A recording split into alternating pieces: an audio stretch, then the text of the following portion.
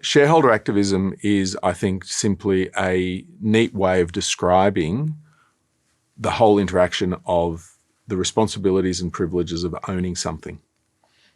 It's not that anything that we do as a shareholder activist is necessarily new or unique. It's just that we bring to bear the entire package that's available to us as a proportional owner of a company. It's about engaging with the company that you have an ownership share in.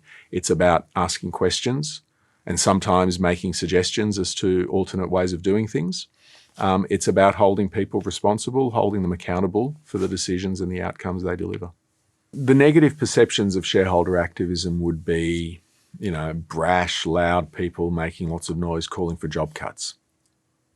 It's not about that. We're trying to make companies better. We're trying to, ultimately we're trying to do the right thing by shareholders. The whole debate about Friedman in the 70s saying that the company should be run for the benefit of the shareholders, it's getting a bad rap. We still believe that companies should ultimately be run for the benefit of their shareholders. But it's important to distinguish that to benefit the shareholders, you have to look after everything else. If you look after your employees, treat them fairly. If you look after your customers, treat them fairly, offer them good value for money. If you look after your suppliers, treat them fairly, deal with them equitably. If you look after those three stakeholders, shareholders generally will do well. We don't subscribe to the idea that shareholder objectives are necessarily at odds with the other three. Shareholder activism in Australia it's interesting in that we've got some of the most clearly defined shareholder rights of any jurisdiction in the world. And yet, as a strategy, shareholder activism isn't particularly well known or well understood in Australia. Corporations law, which is the main legal instrument that governs companies in Australia, clearly defines the rights of shareholders in listed businesses. For example, shareholders representing more than 5% are entitled to request general meetings be called. They're entitled to request resolutions be put forward at annual general meetings.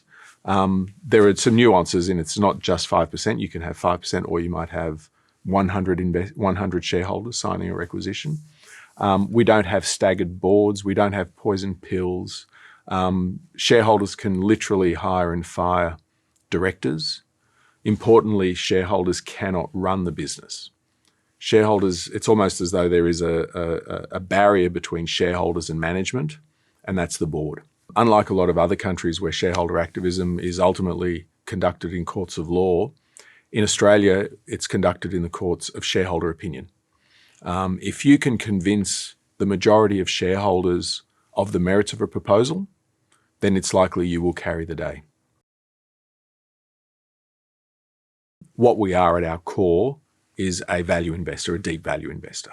We're bargain hunters.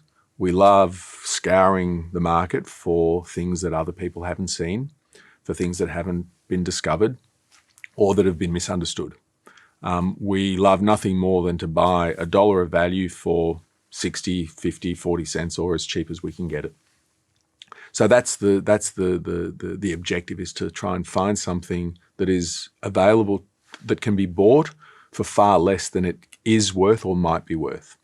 Activism is then the tool that we use to try and improve or extract the value from that investment. The other component of how we approach things is the opportunity or the motive. And that's about whether we think that there is a likelihood of, whether there is a change that can be made that might improve things. Then forming a view, and this is very subjective, of what's the likelihood of that change being successful and over what time frame. But as an activist, what we're then trying to do is influence an outcome. We're trying to influence the direction a company might go in. And that's very different from, for example, at the other end of the ownership spectrum, for example, a private equity fund, the private equity owner who simply buys the entire company and then they can do what they want because they call the shots, they hold all the cards. But for that privilege, those investors have to pay a premium. They have to pay a premium for control. What we try and do is buy at a discount. We want to pay a discount for influence. And I think, in my mind, the trade-offs between the two are that I would rather pay a discount and have influence and try and maximize my influence through the engagement process than necessarily have to pay a premium for full control. We're trying to be a catalyst to encourage people to do something or to think about something differently, to overcome their hesitance, to overcome their inertia. We look at the companies we target and their individual assets, be it divisions or even down to individual assets, for example, like property. And we ask ourselves, are they the best owner of that asset? Is there someone else to whom that asset might be worth more? Value at the end of the day is in the eye of the beholder. The value to me could very well be different to the value to you or to someone else. And what we're trying to do is understand what that value spectrum or what that value continuum represents and to whom. And so we try and understand who might be a more natural owner of an asset or portfolio of assets or asset in particular. And we try and understand what would prompt them to perhaps make a move. We try and make sure that we look at our investment opportunities from a variety of perspectives. And it all also plays into the notion that empathy is a really important tool in what we do.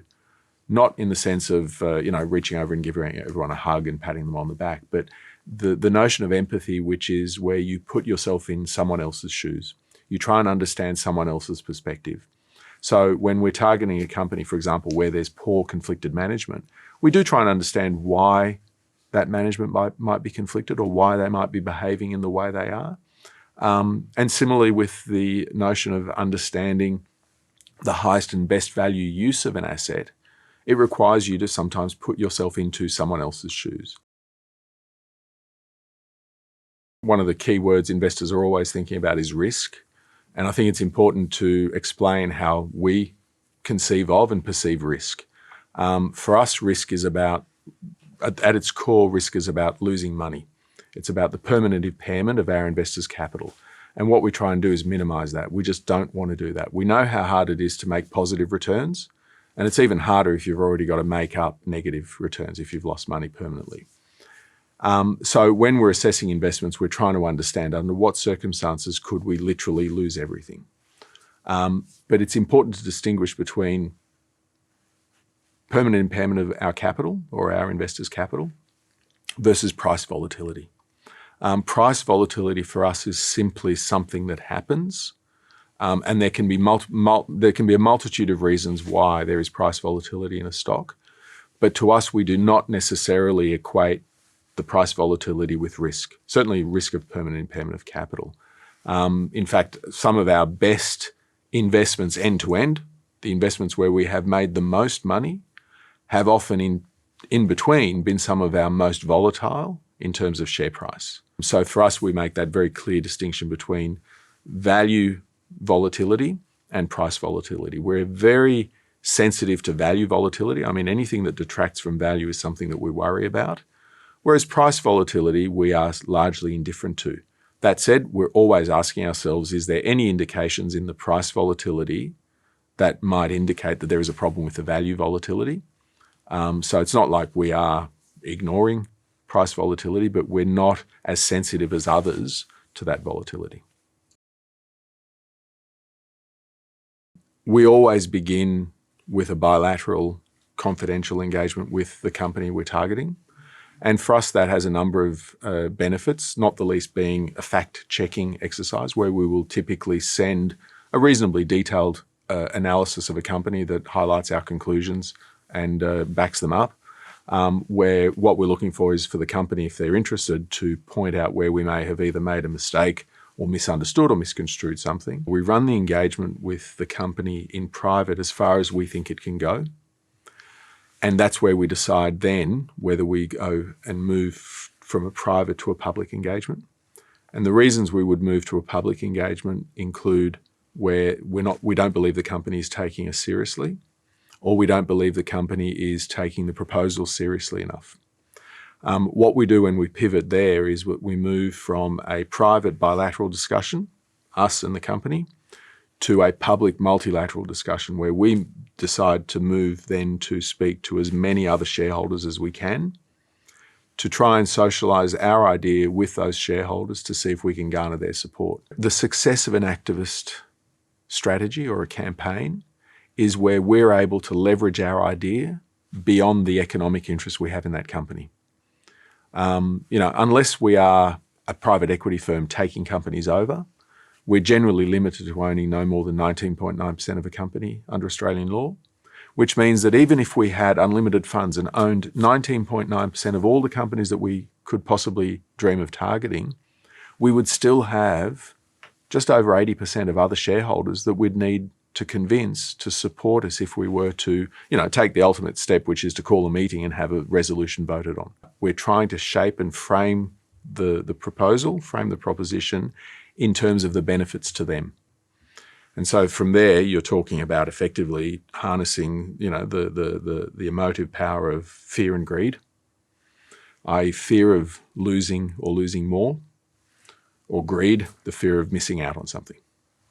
And we try and think of our engagement tactics in those terms because it's not being manipulative, it's simply trying to deliver a solution to a problem that the other shareholders might have to try and get some common ground where they can then use the weight of their shareholdings added to ours to try and persuade the company to change what it's doing.